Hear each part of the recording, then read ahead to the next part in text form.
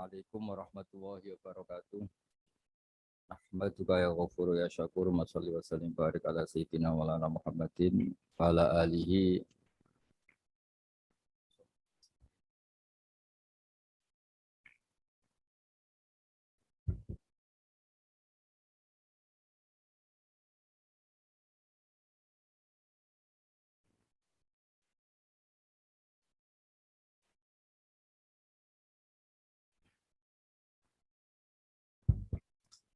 Assalamualaikum warahmatullahi wabarakatuh. Rahmatuka ya ghafuru ya syakuru masalli wa sallim barik ala sayyidina wa lana Muhammadin wa ala alihi wa sahbihi asmin nama ba'du. Yang sangat saya hormati putra guru kami Gus Yasin, juga yang sangat saya hormati Kiai Haji Lukman Hakim Saifuddin, juga Neng Alisa, Kiai Syafiq, dan dari pihak Sukun Bapak Haji Hilmi, juga Direktur Teluk Lamong Bapak Haji Faruk Hidayat, juga teman-teman Muhibbin Santri Gayang yang saya hormati. Tadi saya jam 9 pagi tadi ngaji Khataman Bukhari bersama para habaib di Kudus. Alhamdulillah selesai zuhur, kemudian bisa pulang dan ikut hormat ngaji Santri Gayang. Ada dua kitab besar yang jadi pegangan fi ilmil hadis di hadis, yaitu Bukhari Muslim. Saya alhamdulillah tadi pagi ngaji Bukhari, sekarang saya mau ngaji Sahih Muslim tentang Mi'raj.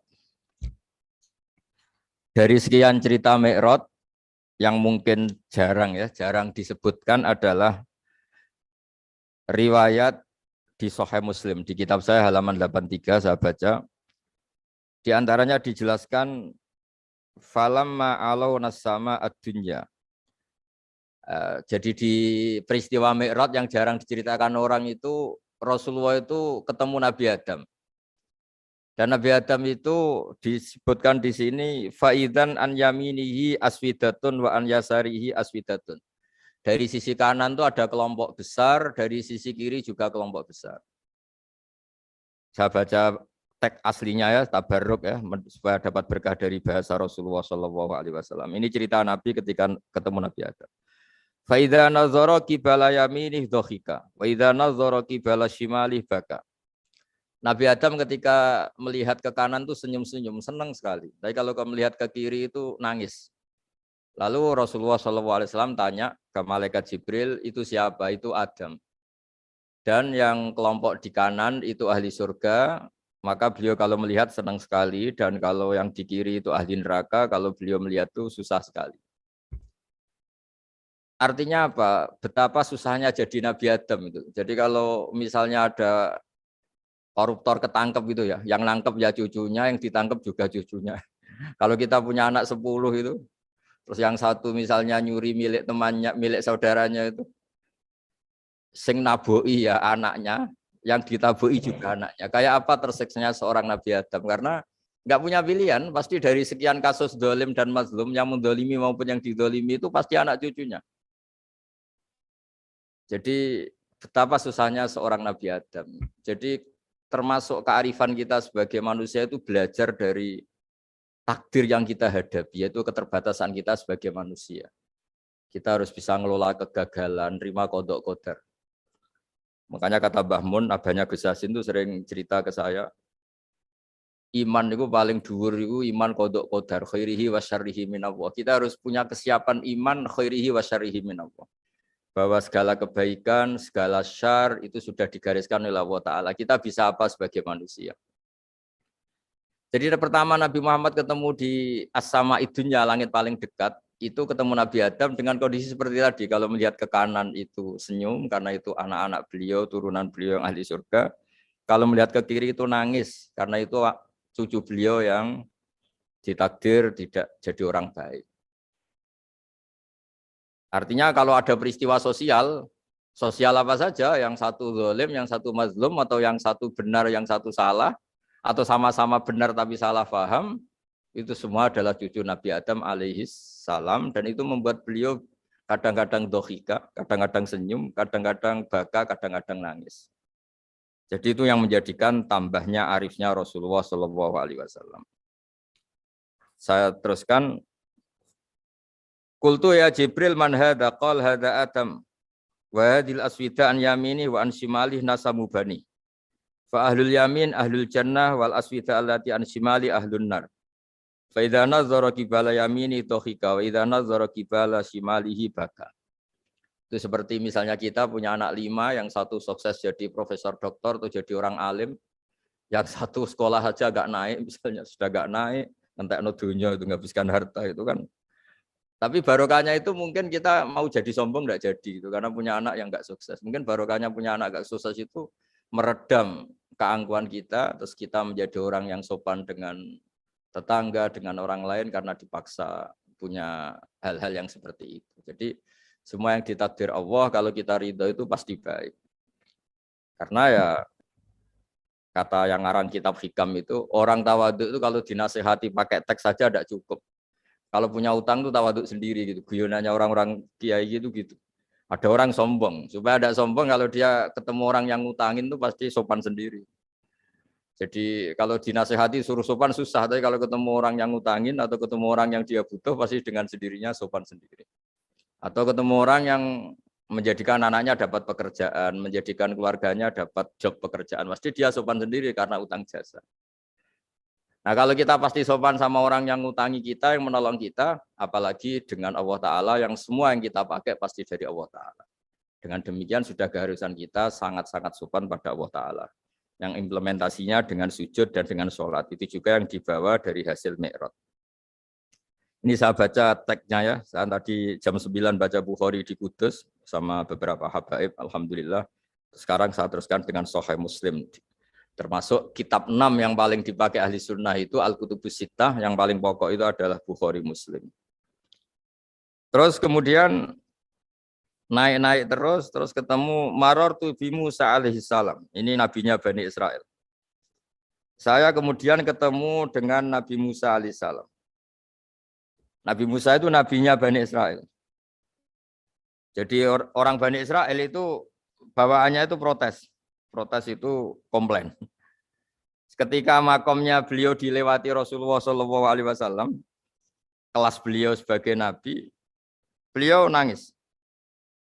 Ketika nangis ditanya, "Ma yubkika, kenapa engkau nangis ya Musa?" Terus ini saya baca supaya seperti teksnya.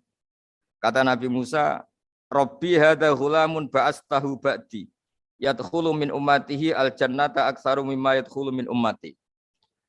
Ini lelaki atau nabi junior, nabi yang datangnya setelah saya, mestinya senior saya. Tapi nabi ini sukses, umatnya lebih banyak masuk surga ketimbang saya. Ini yang bikin saya nangis. Jadi pikirannya Nabi Musa kalau beliau senior, beliau lebih dulu ya umatnya lebih banyak masuk surga. Ternyata enggak. Masih banyak umatnya Rasulullah SAW. Dan ini gaya beliau yang suka protes itu berkah karena protesnya orang soleh. Saya ulang lagi, apa-apa kalau dilakukan orang soleh itu pasti barokah.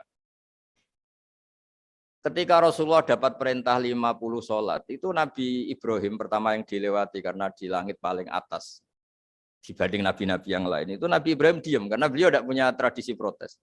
Semua nabi diam karena Allah memerintahkan pasti sudah bagus lah, sudah diukur kekuatan hambanya. Tapi ketika Nabi Musa, beliau orang pertama komplain. Dapat apa kamu ya Muhammad? Dapat 100 sholat, dapat 50 sholat. Apa komentar Nabi Musa? Umat saya lebih gagah-gagah, lebih keren-keren. Pernah saya uji itu tidak ada yang mampu, apalagi umat kamu. Maka kamu mintalah keringanan. Fas'alhu takhfif, kamu harus minta keringanan. Masyhur itu riwayat itu. Kemudian Nabi minta keringanan sama Allah dipotong hanya 5.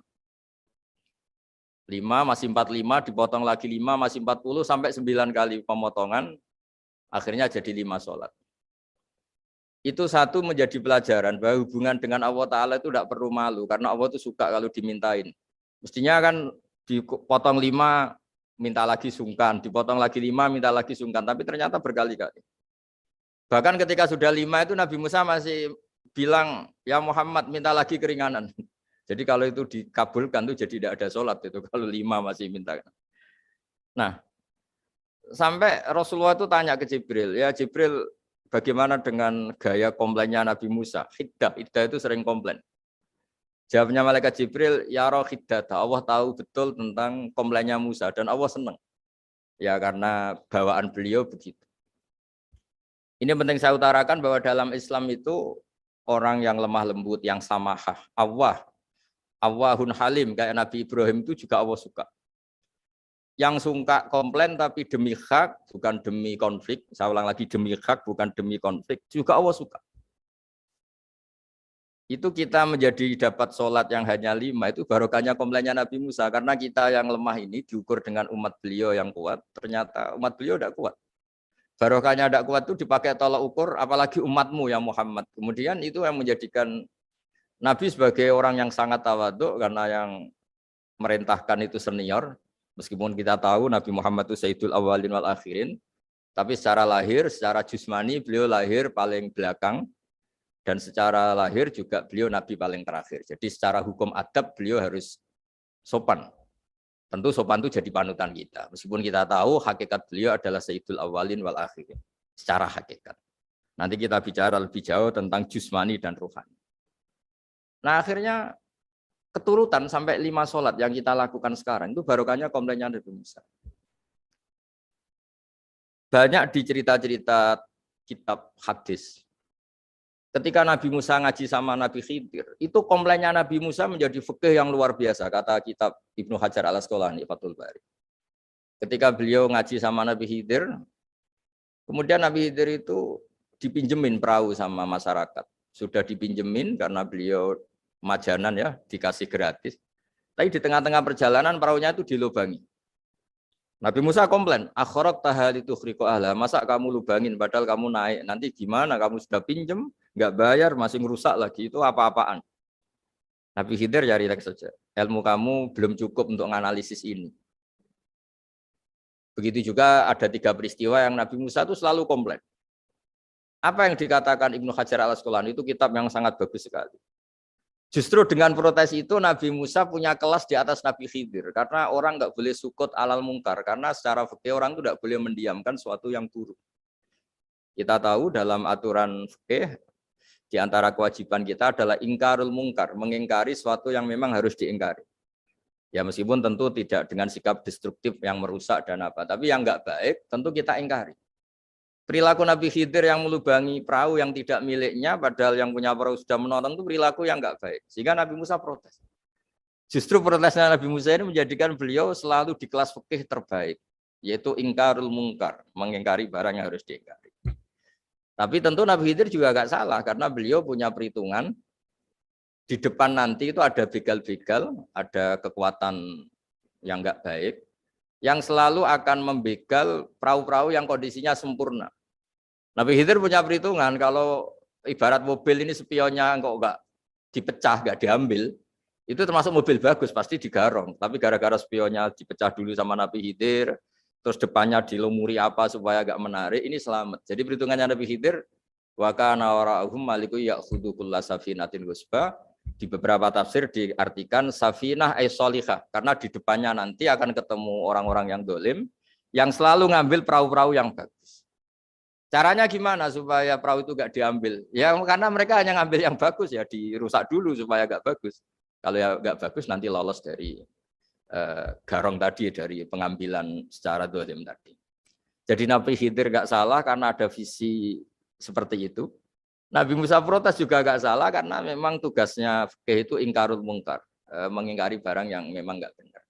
Nah, di sini seperti yang dikatakan Gus Yassin, kita harus bisa ngelola perbedaan, ngelola beda sudut pandang dan sebagainya. Sehingga kita selalu dapat nikmat Allah Ta'ala, wa allafa baina qulubihim, nikmat yang kita asik, kita hidup asik, nyaman. Doa-doa bapak-bapak saya, guru-guru kita sering ijazahi setiap ketemu teman atau keluarga disuruh berdoa, Allahumma alif baina qulubina wa aslih dzata bainina. Semoga hubungan kita dengan orang lain itu baik-baik saja dan semua konflik kita dibenahi oleh Allah Subhanahu wa taala. Karena kita tidak pernah tahu ya. Kita miskin kadang dianggap problem karena takut membebani tetangga. Tapi kita kaya juga kadang dianggap problem karena orang lain takut kalah dengan kita. Kita tidak pernah tahu cara pandang orang lain. Jadi kadang-kadang kita menang gitu, sama yang senang dikira kita pemikir serius, gitu. Tapi sama yang nggak senang dikira kita merengut. Kita guyon, kata yang seneng itu luar biasa. Kita dianggap orang yang ceria. Bagi yang nggak seneng dianggap arogan. Jadi kita tidak pernah bisa ngelola pikiran orang lain. Nah, barokahnya rahmat Allah yang tidak terbatas kita seperti ini. Dan itu digambarkan oleh Allah Ta'ala ketika ketemu antar nabi. Itu cara pandang ya beda-beda. Nabi Ibrahim itu kalau melihat orang yang nggak benar, itu ya ngendikannya faman tabi'ani fa innahu minni wa man asani fa innaka ghafurur rahim. Ya Allah, yang ikut saya ya karuan kelompok saya, yang tidak ikut saya semoga engkau banyak mengampuni mereka. Nabi Nuh beda sekali cara pandang. Nabi Isa ubudiyah murni. Ketika melihat orang yang nggak benar, beliau tidak ngambil sikap. Beliau ngendikan intu adzibhum fa innahum ibadu. Kalau engkau siksa nggih monggo Gusti wong itu hamba-hamba jenengan, itu terserah jenengan. Wa in taghfir lahum kalau engkau ampuni nggih monggo, jenengan yang punya pertimbangan lebih bijak. Dan itu yang dalam banyak hadis ketika Rasulullah SAW melihat umatnya di akhir zaman yang macam-macam, Nabi ngambil sikap kayak sikapnya Nabi Isa. Sebagian riwayat Nabi mengatakan fa'aqulu kama qalal abdus soleh. Saya akan ngambil sikap kayak sikapnya al-abdus soleh. Di hadis itu diredaksikan yaitu dengan redaksi intu adzibhum fa innahum ibaduk wa in taghfir lahum fa innaka antal azizul hakim. Ya saya teruskan. Kemudian akhirnya Rasulullah SAW sampai ke Sidratil Muntaha. Wa ra'aitu Ibrahim alaihi salam wa ana asbahu waladih bih. Ketika ketemu Nabi Ibrahim, hubungan Rasulullah itu sangat emosional. Beliau yang pertama diceritakan, saya ketika ketemu Nabi Ibrahim itu senang sekali karena ternyata saya ini cucu beliau, turunan beliau yang paling mirip beliau. Jadi ini unik dari sekian peristiwa besar, peristiwa langit. Kemudian Nabi ada hubungan emosional yang luar biasa ketika ketemu Nabi Ibrahim. Pertama yang dikatakan Nabi, wa ana asbahu waladihi. Saya adalah cucu yang paling mirip beliau. Dan ini kita tahu akhirnya di semua syariat kita istilah resminya itu anit tabi millata Ibrahim Hanifah. Di istilah resmi agama kita millata abikum Ibrahim, agama leluhur kamu Ibrahim. Kita ketika baca sholawat Allahumma sholli ala sayyidina Muhammad terusannya juga kama sholli ta'ala sayyidina Ibrahim wa ala ali Ibrahim. Dan seterusnya dan seterusnya. Kemudian yang terakhir saya cerita secara akidah Ahlussunnah wal Jamaah yang dianut oleh Imam Asy'ari dan Maturidi. Meskipun secara lahir itu Nabi mengalami pertemuan dengan Allah di Sidratil Muntaha, tapi tetap saja kita cara pandang bahwa Allah Ta'ala itu mukhalafatul hawadis. Allah tidak bisa kamu andekan di satu tempat terus mengalami hal-hal yang kita alami sebagai makhluk. Sebab itu sirinya kenapa di surat Isra dimulai dari subhanalladzi. Allah tetap maha suci. Maha suci itu artinya terbebas dari yang kita alami. Allah selalu mukhalafatul hawadis. Allah la yahtaju ila makarin. Allah tidak butuh tempat. Allah tidak butuh waktu. Allah tidak butuh semua. Karena Allah itu qayyum. Allah itu qiyamuhu bi nafsihi, berdiri sendiri. Allah tidak butuh aras. Allah tidak butuh kursi. Tapi eksistensi kursi yang butuh Allah. Allah tidak butuh aras, tidak butuh kursi. Tidak butuh langit, semuanya itu berdiri karena Allah. Bukan sebaliknya Allah berdiri di atas semuanya. Sehingga kita mulai kecil diajari Allah itu siapa? Al-Qayyum. Kalau bahasa kita, qiyamuhu binafsih. Selalu berdiri sendiri dan Allah itu Al-Ghaniyul Mutlaq. Enggak butuh yang lain. Di sini pentingnya selalu Nabi ngendikan subhanallah, subhanallah, wiridanya tetap Allah itu maha suci, Allah maha besar, Allah maha agung, dan keagungannya diantara ditandai dia punya sifat yang tidak sifat kita. Dia punya keabadian yang tidak bisa kita miliki. Dia punya semuanya yang tidak kita miliki. Itu sebab itu dimulai subhanalladzi asra bi abdi lailam minal masjidil haram. Jadi kata subhana ini maha suci itu maha suci dari tempat, dari waktu, dari apa saja. Meskipun Allah punya adat, punya sunnah memperlakukan hambanya itu dengan logika atau bayangan yang dibayangkan seorang hambanya. Sehingga seakan-akan kita ini ya ketemu, seakan-akan kita bisa ini melihat. Sehingga di surga disebut kita ini melihat Allah. Tapi semua ahli sunnah mengatakan, tapi kamu melihat Allah itu tetap saja bila kaifin walan khisorin. Tidak bisa terus menciri. Menciri itu bisa membatasi sifatnya Allah itu begini-begini, tidak bisa. Tetap Allah itu la tudrikul absor wa wa yudrikul absor. Tapi kita bisa disebut melihat dengan kemakhlukan kita yang profan. Di surga disebut melihat, tapi bukan melihat yang kayak kita melihat antar makhluk yang terus bisa apa itu cerita detail, cerita spesifik, cerita apa tidak bisa. Tetap la tudrikul absor. Ini hebatnya ulama-ulama kita, selalu cerita Mi'raj, cerita nazar ilallah fil jannah, melihat Allah di surga, tapi bersamaan dengan itu selalu cerita Allah itu mukhalafatul hawadis, Allah itu laisa kamislihi syai'un. Jadi terima kasih Gajang utamanya pada Gus Yasin dan yang membantu semuanya. Barokahnya kita ketemu bisa ngaji, supaya barokah saya baca teks aslinya di hadisil Isra, karena tadi saya jam 9 sudah baca Bukhari, ini supaya dapat berkah saya ini baca Sahih Muslim. Sekian dan semoga barokah. Assalamualaikum warahmatullahi wabarakatuh.